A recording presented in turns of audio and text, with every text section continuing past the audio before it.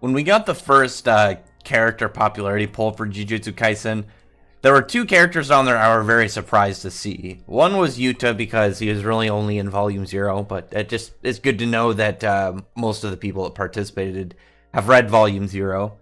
And Nanami, because Nanami had like two parts, and then since then, like he had the whole part, like was it the late teens, and then through the 20 chapters, and then it was right when Mahito unlocked his his territory expansion that we really hadn't seen Nanami do much since.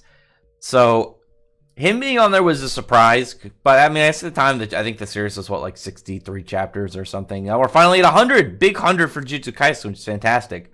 But around that, it came out, and Nanami hadn't done anything for like 30 chapters, so it was really weird to see him on there.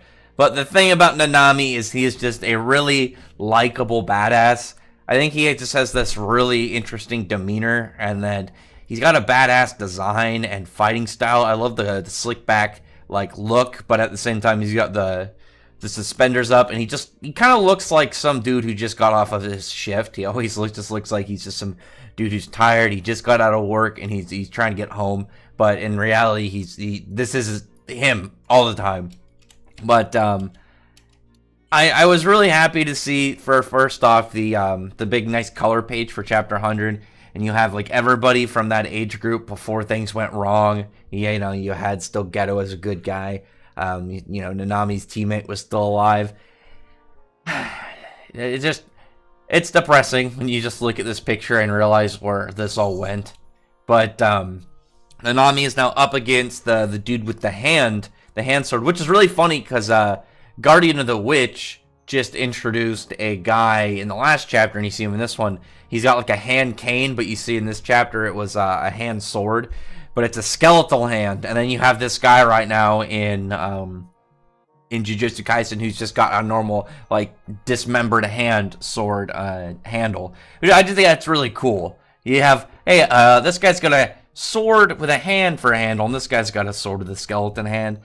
I just think that's kind of funny. I don't know. Either way, he's going up against Nami, and he seemed really strong. Like we saw him against Kobeni, or not Kobeni. This isn't Chainsaw Man. Kugisaki, and he probably would have killed her, to be perfectly honest. She's strong. She's got her own skill, but she's not like big professional guy yet. She doesn't have the Sukuna in her body like Yuji has, or Megumi, who is just very, very powerful and very skilled from, high-end family. He's already got a partial version of his expansion.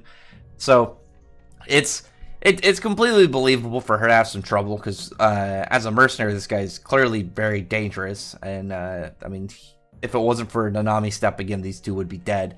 But Nanami just kind of, like, goes up, and he's super just, all right, I'm ready to beat this guy's ass. He's just, like, putting that taping around his fists and just walking up to the dude, and it's just like a slow motion watching some like retired Marine getting ready just to beat the living hell out of some dude who thought he could take him. And the dude even gets distracted during it. He notices the one girl is away from him when he goes to like slash at her, but she's not there. She's climbing up these stairs, which I think it might be an escalator, but either way, at that point, the dude just like, oh damn, she got away. Turns, slashes his sword against Nanami's chest, and then goes to kick him. And in his mind, it's like he kicked into a big stone wall. And then you get back to it, Nanami is uninjured by the blade. He's completely unscathed. He hasn't even been moved. And even when the guy's saying it's like I was kicking something that wasn't a human. It's like I was kicking just some wall or some unknown object.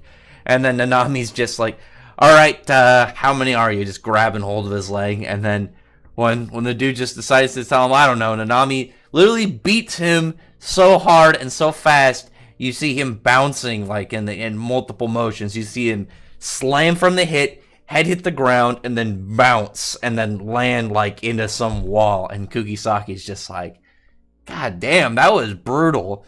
I imagine it'd be like savage cartoonish, because really when you think of some scene where a guy hit a dude with super strength, it'd be like bam, and then you go straight back into a wall.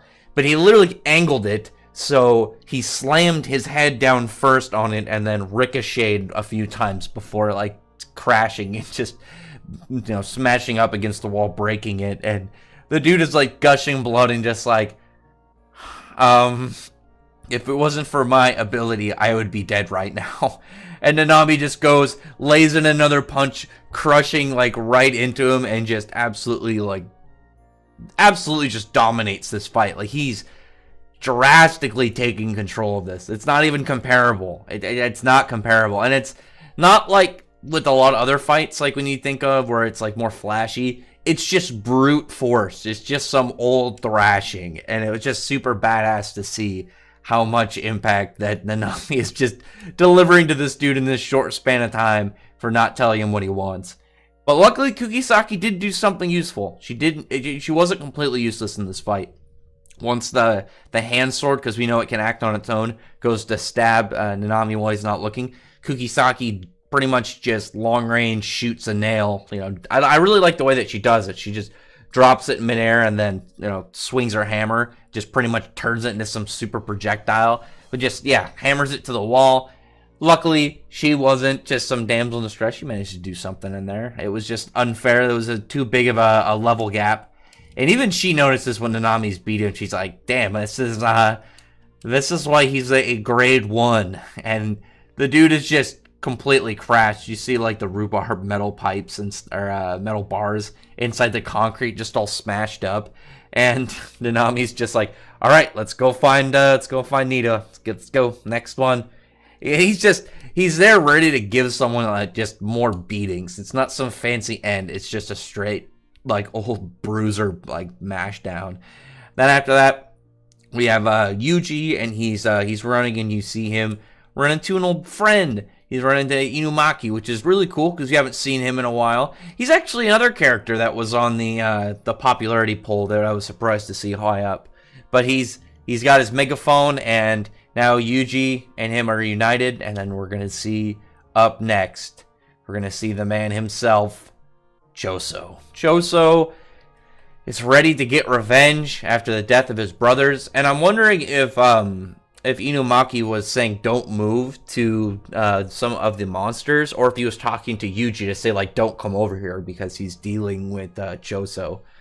That's going to be a very intriguing one, because Choso, we know he's powerful. We don't know what extent, where he's going to kind of rank near like Geto or Mahito, but going to be a pretty interesting battle fresh out of the gate. And like I said a couple chapters ago, it was nice to see Yuji against that cricket curse spirit, because we hadn't really seen a lot of them in this series, and compared to like what you would have for any other main character in in the same equal amount of chapters he had, because it switched to Satoru for a while. There's some parts where Megumi felt like the main character, but this is going to be like his first big fights, like I think, where he's going to be solo again. And Choso is definitely not going to be a pushover. We already saw he's really strong when he's keeping up with other special grade curse spirits.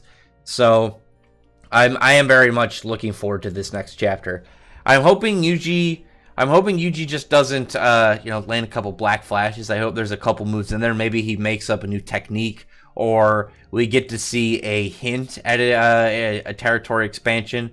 I would like to see it. I think it'd be super badass to maybe just got that hinted. Maybe just like, it's not up yet, but the presence of it, like it'll be like a flash image, and then maybe just kind of like mess with Choso's senses. I don't know. I'd like to see it. I like Choso. I think he's got a cool design, and I like his position in the story. But I think it's gonna be pretty bad for him when he tries to go up against Yuji, because it's not like Yuji's gonna get killed, and this arc is really just kind of getting into a lot of motions. Like a lot of big things are happening, so I don't think Yuji's gonna get taken out of commission just yet. I don't think it'll happen until the fight with Mahito, I would imagine. But we'll see. Other than that, though, comment below. Tell me your thoughts are about this chapter, and what do you think's to come. I really love that beating Nanami game. And anyone else just get that same feeling where it's just some old style ass whooping? It wasn't going to be some fancy battle. It was just some big bruiser, like unstoppable juggernaut approaching this guy. But yeah, other than that, I really appreciate you thumbs up the video, but from the like button, subscribe button, and check out my other videos. But other than that, I appreciate everyone who's already subscribed, and thank you all for listening. Bye.